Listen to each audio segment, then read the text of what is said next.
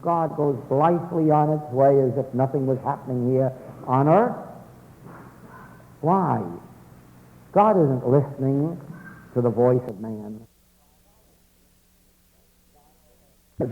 God said, then you will know the great secret. Are you in a hurry to go?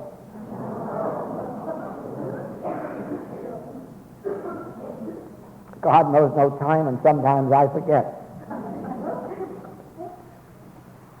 You will know the great secret of the Master.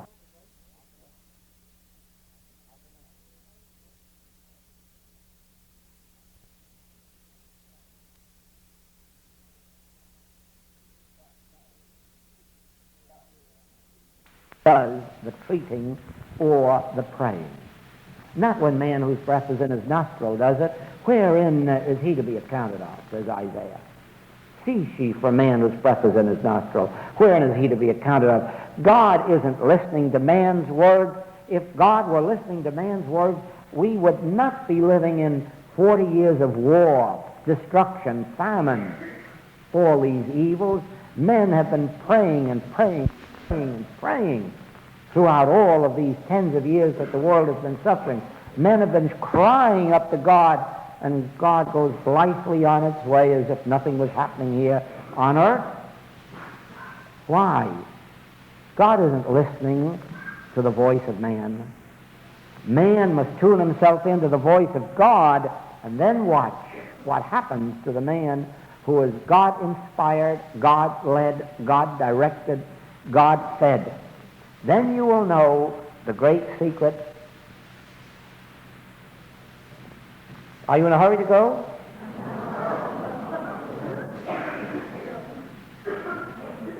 God knows no time, and sometimes I forget. You will know the great secret of the Master. You know, the scene is at the well of Samaria. And he's talking to the Samaritan woman and trying to show her his identity in subtle ways. But it's only when he tells her that he can give her water that she begins to wonder what it's all about. And she reminds him that he has no bucket. I don't need a bucket. The water that I have to give you, if you drink this water, you'll never thirst. This water springs up into life everlasting. That must be a mystery to a person of material sense, the person without spiritual vision.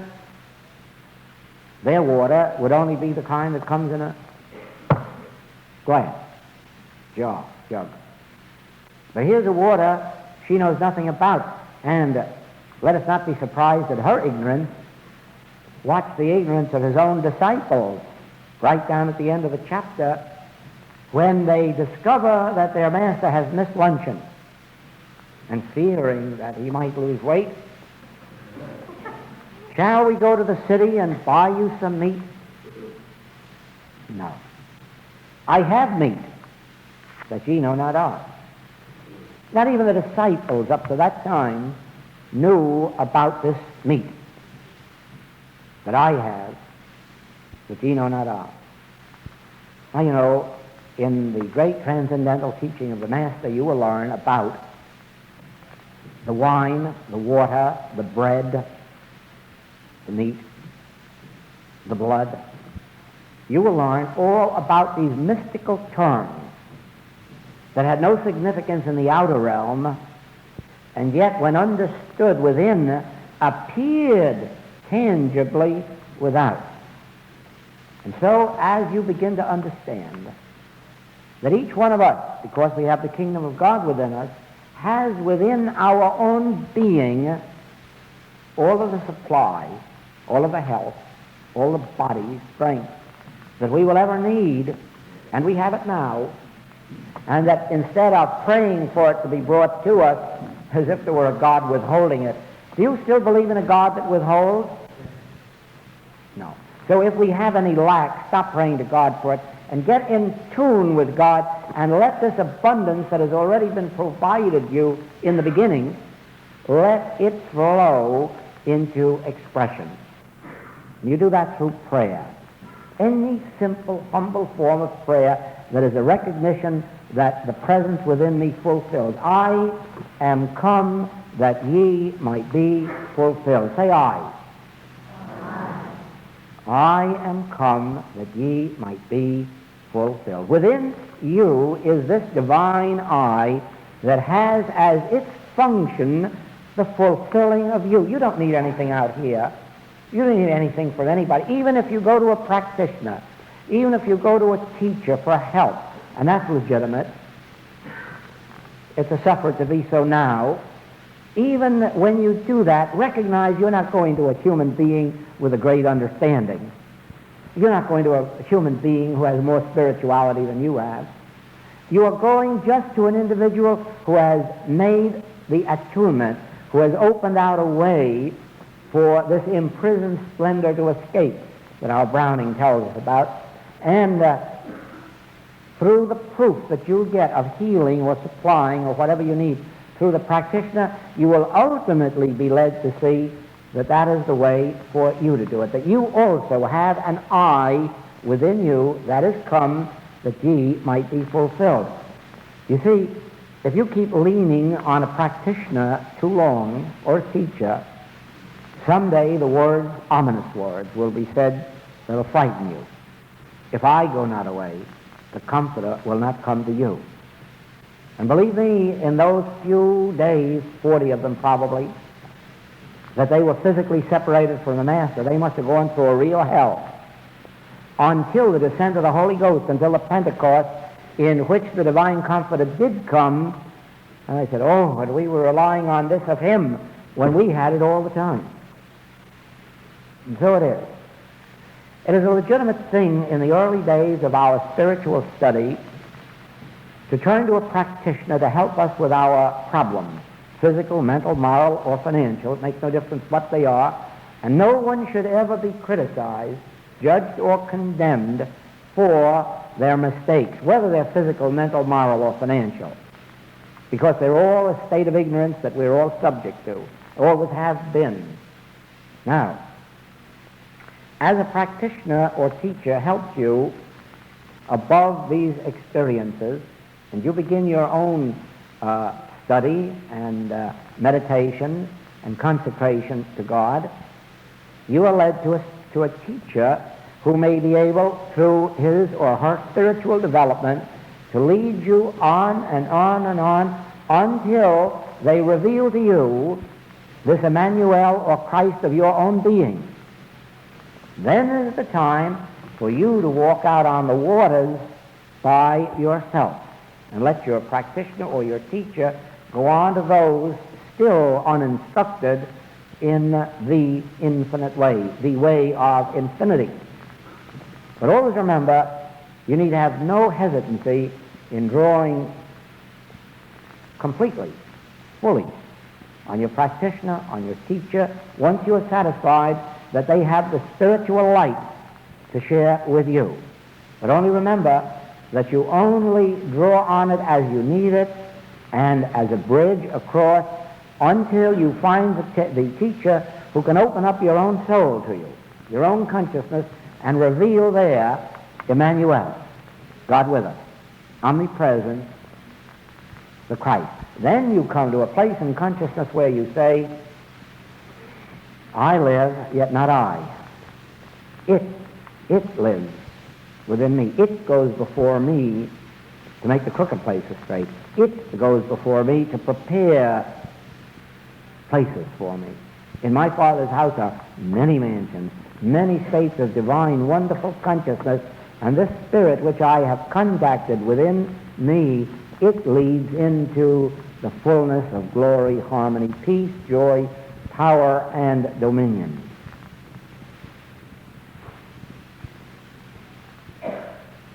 Well, now, there is the nature of God as this divine Spirit in you, closer than breathing, nearer than hands and feet. And there is the subject of prayer, a communion with this inner self, this inner being within you, this ability to contact that source of your good, the I within you that has come that you might be fulfilled. Once you have contacted that and realized it, you can travel any part of the globe, any time, and find peace, joy, safety, security, and all of the good things of life. Well, let us see now where we shall go from here. I want to take you one more step on the road to prayer. Somehow I never am satisfied or at rest if I leave the word prayer without this explanation.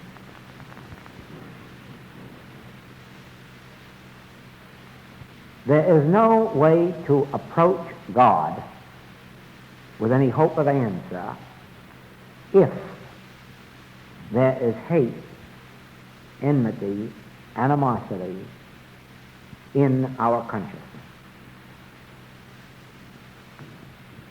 The Master, who probably has given us more on the subject of prayer than anyone I know in all recorded history, has made much of the fact that the nations of the world pray for their friends and relatives, but it profiteth them nothing.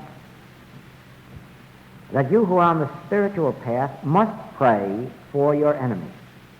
You must pray for those who persecute you, who revile you, despitefully use you. You must forgive 70 times 7. That means eternally and immortally, time without number. In Hebrew lore, 7 or 70, just like 12, means completeness, immortality, forever. So 70 times 7 means unto the end of all time, forgive, forgive, forgive. And so we are told that if you go to the altar to pray, and there remember that any man has aught against thee, get up, go and make peace with your brother, then return and leave your offering. In other words, it isn't necessary to go out humanly and do anything to anybody or with anybody, but it is necessary to go to a quiet corner and there realize that whatever I am praying for, whatever of good I am expectant in my experience, I wish also for all those who hate me or persecute me or revile me or evilly use me. In other words, I'm perfectly willing for the grace of God to fall on the just and the unjust. I'm willing for the grace of God to bless and benefit all mankind. I have told this before. I will again. It was my pleasure to take 15 boys through the Second World War. They were children of patients and students, and to see every one of the 15 come home without a mar, without a scratch, without a penalty of any kind upon them, and that the mode and method of it was this. Each one of those boys promised, and later told me that they fulfilled the promise, that on awaking each day, they would pray only for the enemy. Not for themselves, not for their families, not for their nation. That their prayer would be exclusively for the enemy. If they had any time left over the rest of the day, they could pray for anybody they wanted. But their early morning prayer or their prayer upon awaking must be for the enemy. And with that sense of no hate, no fear, no revenge within them, they found divine protection. And you can see the reason for that, can't you? Is it possible, do you think, that God at any time was holding enmity against any nation on earth or any people on earth? Why, no. In the sight of God, if we were at all in God's awareness, which I doubt, we were all equally murderers. It didn't make a difference whose army you were in. You were a murderer. If you think not, you're fooling yourself. 10 Commandments say thou shalt not kill, but it doesn't say except Germans or Japanese or Russians. And it doesn't say accept one today and accept another tomorrow. it says, thou shalt not kill. So let us not fool ourselves. No matter whose army we were in, we were equally murderers in the face of the Ten Commandments. But the blessing is this, that in the sight of God, nobody is ever a murderer, since it is an impossibility to kill God, destroy life. And someday, when we awaken out of this dream, we will find all of those whom we have believed to be dead to be just as much alive as we are now. So really, in the sight of God, there is no such thing as punishment for sin. But in the sight of our own violation of our standards, there is the penalty, and those who live by the sword will die by the sword. So always remember this. When we are called upon to fight, we must render unto Caesar the things that are Caesar's. That part's all right. We'll do our duty, and we will do it with the best and finest of spirits. But let us do it with forgiveness for our enemies, because, we need an awful lot of forgiving at that moment, too. So prayer must be a complete wiping out of our own consciousness of the belief that there are powers, presences, other than God. We must release ourselves from all sense of condemnation, revenge, animosity. Then we come to the throne, pure of heart, and the pure in heart shall see God. Thank you until tomorrow afternoon. Thank you.